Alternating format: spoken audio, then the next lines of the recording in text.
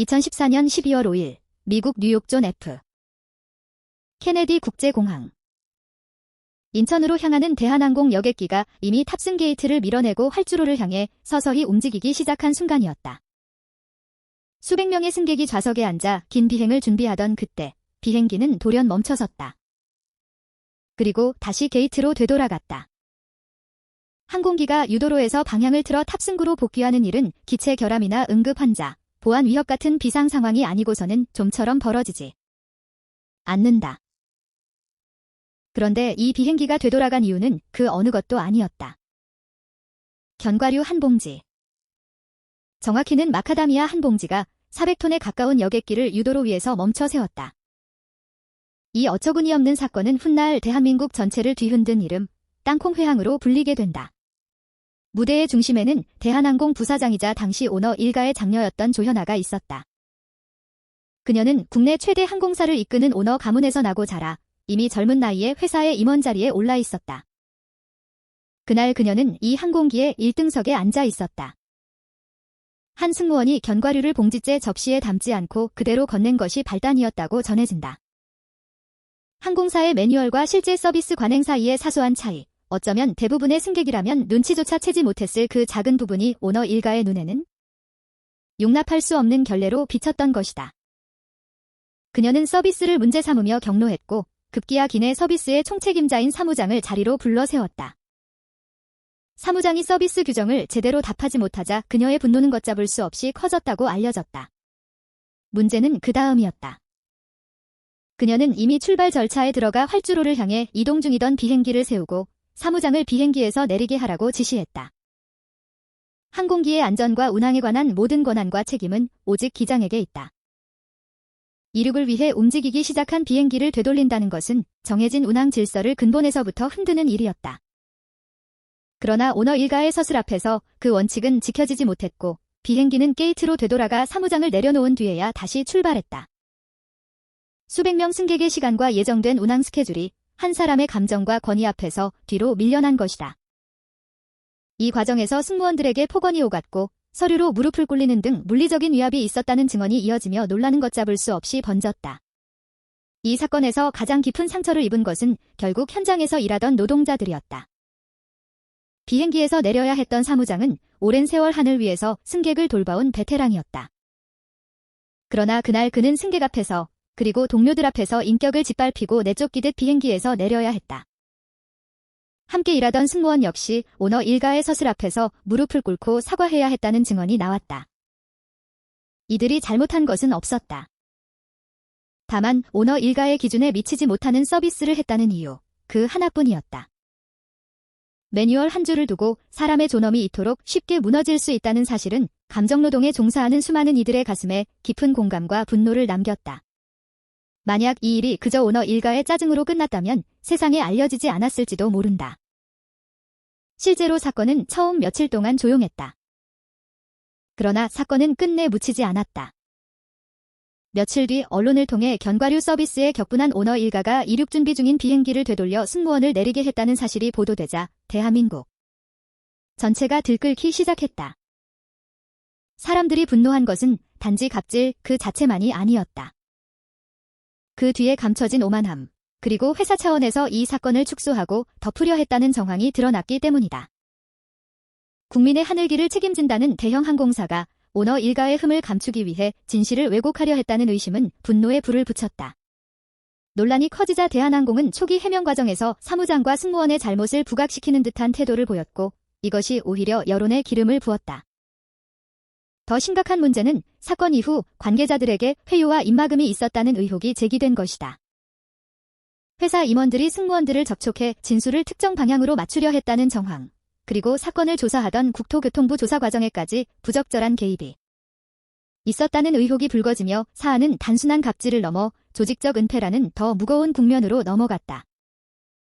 피해를 입은 당사자인 사무장과 승무원이 오히려 진실을 말하지 못하도록 압박받았다는 이야기는 이 사건의 본질이 개인의 성격 문제가 아니라 특권을 지키기 위해 조직 전체가 움직이는 구조의 문제임을 드러냈다. 이 사건이 세상에 온전히 드러날 수 있었던 데에는 진실을 말하기로 결심한 사람들의 용기가 있었다. 오너 일가의 위세 앞에서 침묵할 수도 있었지만 비행기에서 내려졌던 그 사무장은 자신이 겪은 일을 사실대로 증언했다. 그것은 결코 쉬운 결정이 아니었다. 거대한 항공사의 오너 일가를 상대로 진실을 말한다는 것은 자신의 일자리와 앞날을 거는 일이었기 때문이다. 실제로 그는 사건 이후에도 마음의 상처와 조직 안에서의 어려움을 오래 겪어야 했다고 알려졌다. 부당함을 당한 피해자가 오히려 더 큰 대가를 치러야 하는 현실. 그것이야말로 이 사건이 드러낸 또 하나의 씁쓸한 진실이었다. 여론이 들끓자 이 사건은 정치권과 시민사회 전체의 관심사로 번졌다. 사람들은 갑질이라는 단어를 입에 올리며 자신이 일터에서, 거래처에서, 일상에서 겪어온 크고 작은 부당함을 함께 떠올렸다. 조현아라는 한 개인의 문제를 넘어 특권을 쥔 소수가 그렇지 못한 다수를 함부로 대하는 이 사회의 오랜 구조가 도마 위에 오른 것이다. 한봉지의 견과류에서 시작된 이야기는 어느새 대한민국이 오랫동안 눈감아온 불평등한 힘의 관계 전체에 대한 물음으로 확장돼 있었다.